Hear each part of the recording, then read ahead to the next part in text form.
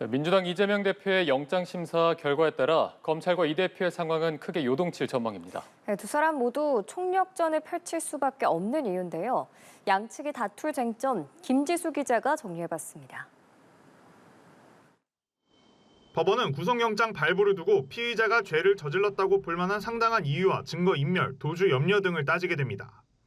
제1야당 대표의 도주 가능성은 현실적으로 낮기 때문에 범죄 혐의 소명과 증거인멸 우려를 두고 검찰과 이 대표는 첨예하게 대립할 전망입니다.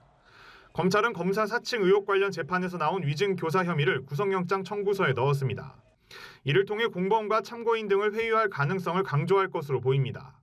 백현동 의혹과 대북 송금 의혹 등 수사와 재판에서도 증거를 은폐하거나 진실을 왜곡할 가능성이 높다는 논리입니다.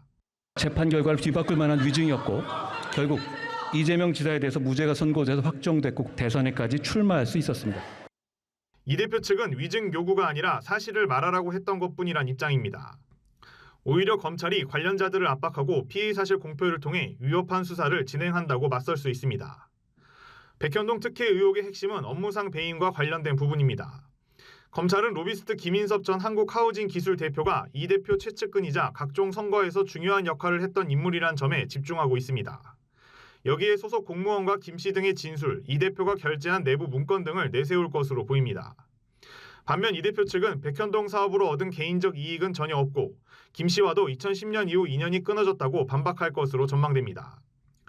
검찰은 이익을 더 얻지 못했다며 배임 혐의를 걸고 있지만 사업에 참여했다면 뇌물 혐의를 적용했을 것이라며 혐의 자체가 허구라고 강조할 것으로 예상됩니다.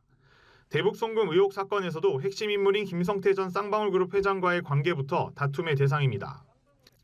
검찰은 김 전 회장이 800만 달러를 송금했다고 스스로 인정하고 있고 또 이 대표가 당시 최고 의사결정권자로 직접 결제한 서류 등을 제출할 것으로 보입니다.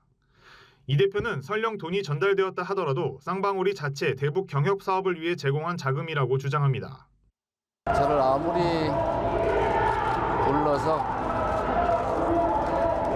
범죄자인 것처럼 만들어 보려고 해도